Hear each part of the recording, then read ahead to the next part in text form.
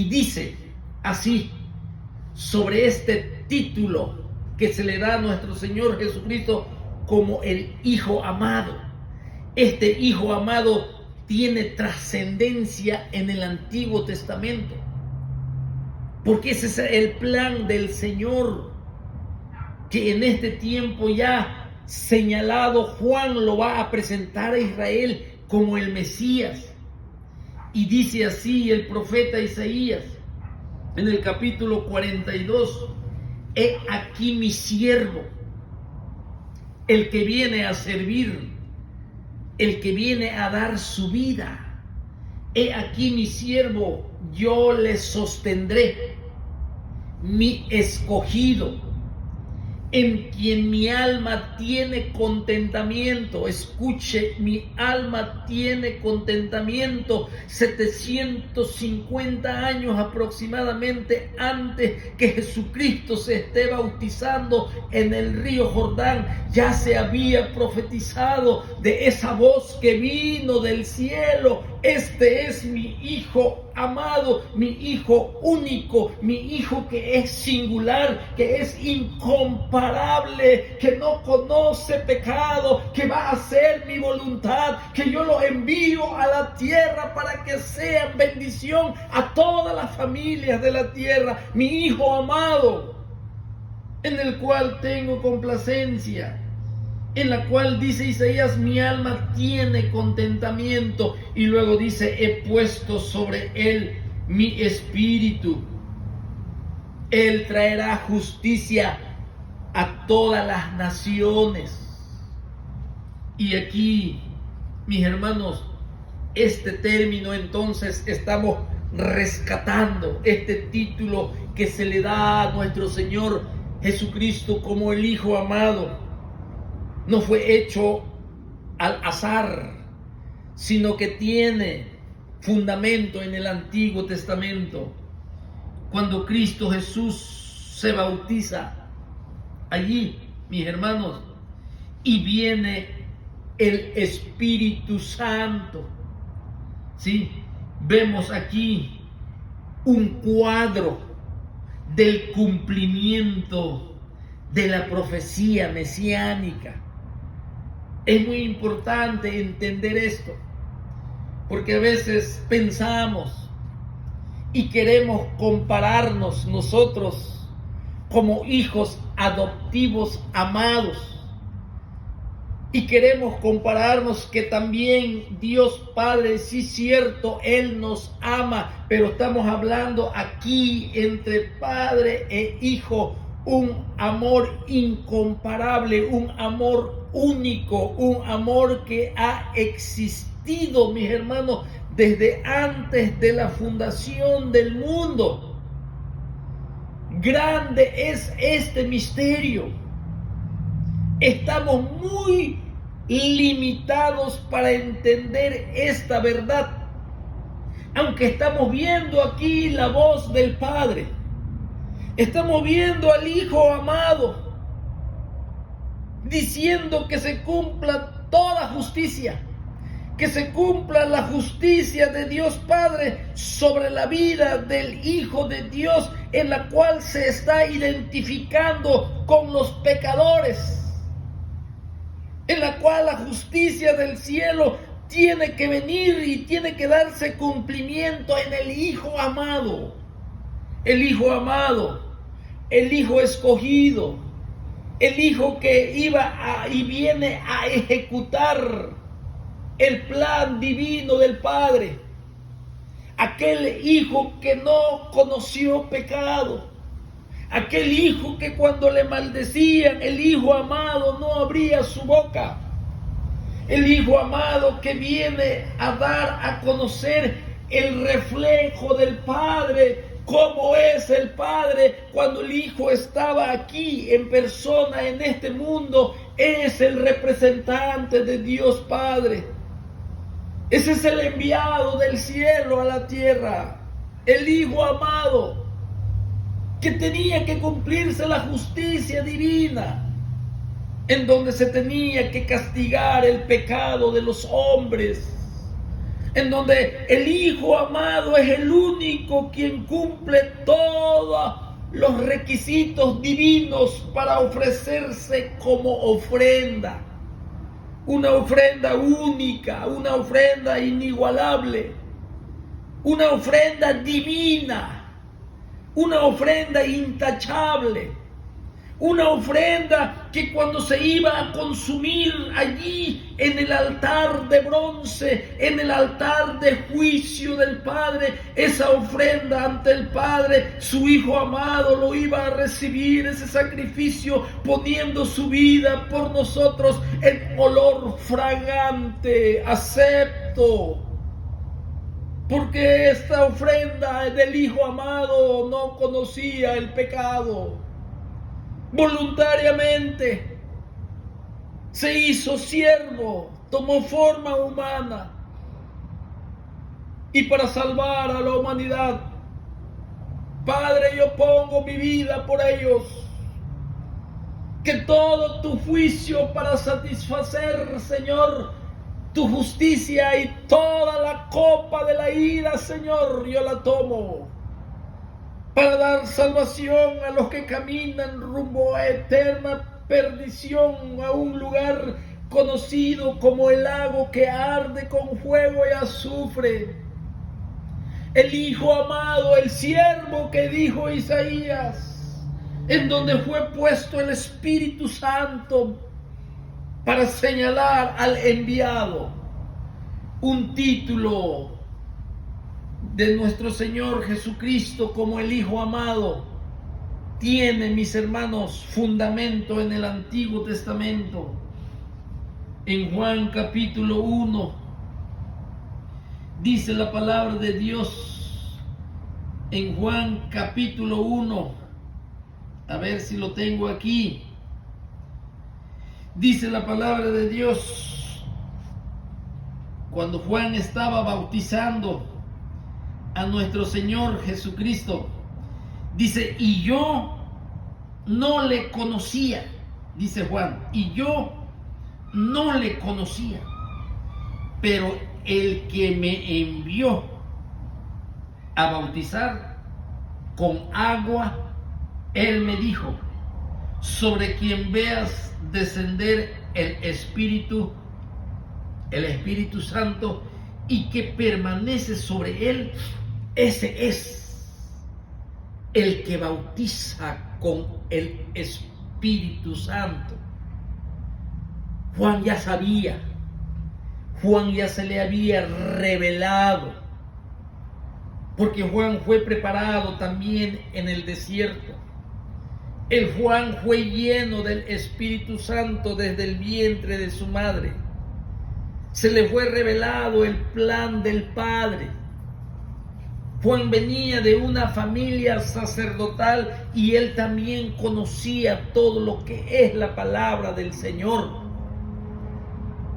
para que preparara a este pueblo y presentar al Mesías. Así que vemos nosotros aquí cómo entonces Juan bautizó a nuestro Señor Jesucristo.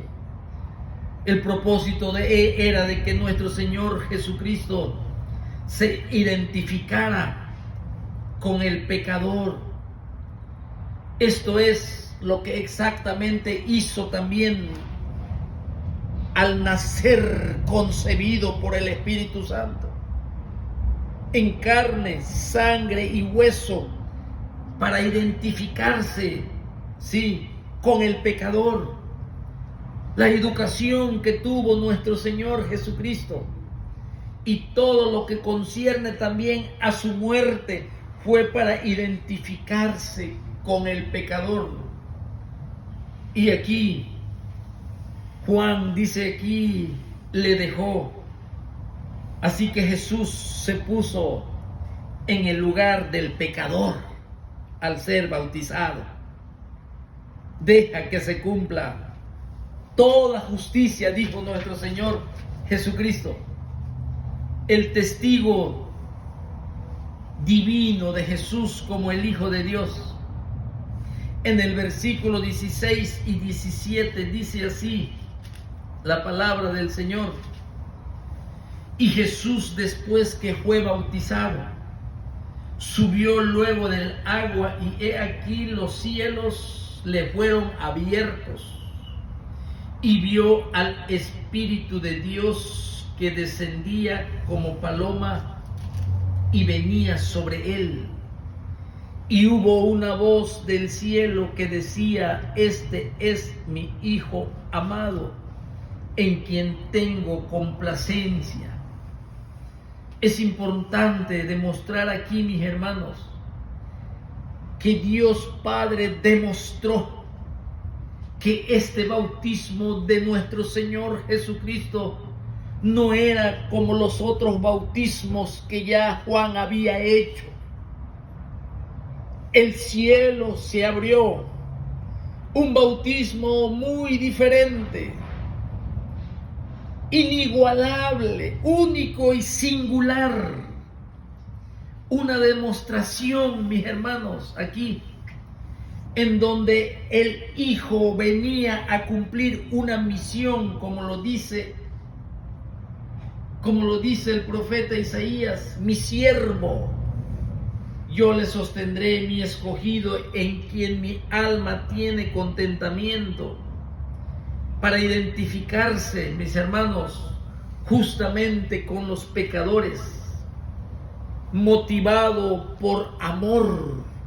Lo que le movió al venir a este mundo fue motivado por amor, y ese amor le complacía al Padre.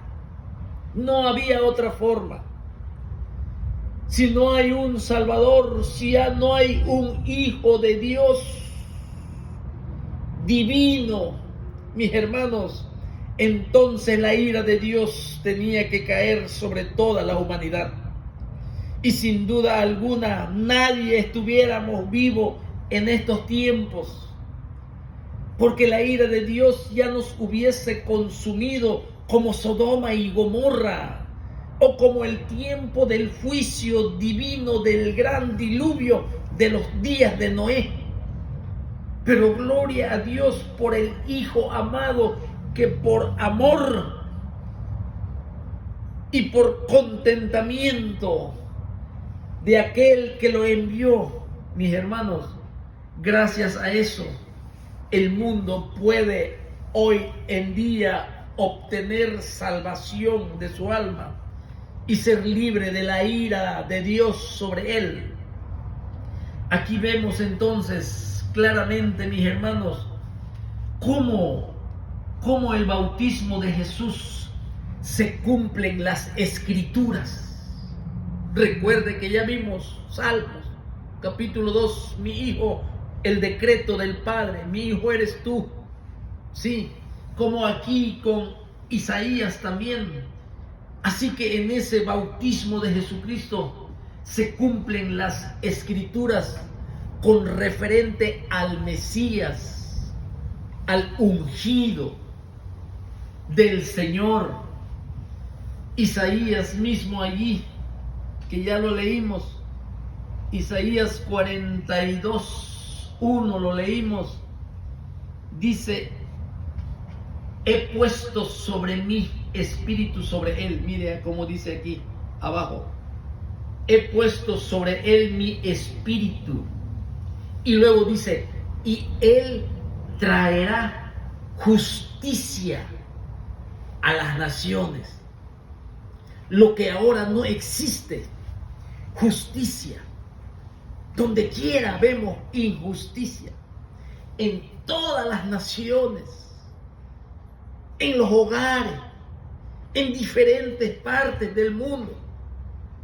Pero el Hijo amado, nuestro Señor Jesucristo, un título único de aquel amor que ha existido siempre entre Padre y Hijo, que han compartido su misma gloria. Aquí vemos nosotros cómo en el bautismo de nuestro Señor Jesucristo obtenemos la idea de la justicia de Dios, que es uno de sus grandes atributos, la justicia de Dios, en armonía con el atributo de su amor, el atributo, mis hermanos, en armonías con su eternidad y su todo poder, su toda soberanía, su inmutabilidad, todo completamente en una belleza de equilibrio y armonía en su carácter de este Dios de la Biblia, el Dios eterno, creador, que nos habla a través de su palabra. Y aquí lo vemos, mis hermanos, que nuestro Señor Jesucristo se está identificando con la humanidad en el sentido de que la humanidad, mis hermanos, la humanidad somos pecadores. Hemos pecado contra nuestro Creador. Y esa es la parte más difícil de los hombres, de reconocer que somos pecadores, que somos culpables, que somos transgresores de la ley de Dios y que ya el Señor en su justicia decretó que la paga del pecado es eterna perdición, eterna condenación, separado por toda la eternidad, porque el alma y el espíritu del hombre no muere. Y si el hombre muere sin arrepentimiento, entonces, mis hermanos, ahí es donde tenemos que entender que necesitamos de salvación, necesitamos del perdón divino. Para eso vino nuestro Señor Jesucristo, para traer justicia a todas las naciones. Sobre nuestro Señor Jesucristo se va a cargar el pecado del hombre. También se usa la otra palabra, que sobre nuestro Señor Jesucristo se va a imputar nuestros pecados. También lo podemos entender como dice Pedro, que Él llevó nuestros pecados sobre su cuerpo, sobre el madero. La justicia de Dios revelada en Él. El Hijo amado dice, deja que se cumpla toda justicia, la justicia del Padre. Y aquí, mis hermanos, podemos ver nosotros que se está derramando el poder y el ungimiento del Espíritu Santo cuando la voz del cielo se oye, la voz del Padre, y ahí está el Hijo amado y se derrama el ungimiento del Espíritu Santo. Es la aprobación del Padre, de su amado Hijo, de su único Hijo, de ese amor eterno que siempre ha habido entre ellos. A través de nuestro Señor Jesucristo se va a cumplir toda justicia. Y también, mis hermanos, esto tiene una referencia al reino de los cielos. Sí, porque en Cristo, mis hermanos, en Jesucristo, al venir a servir, al venir como un siervo sufriente,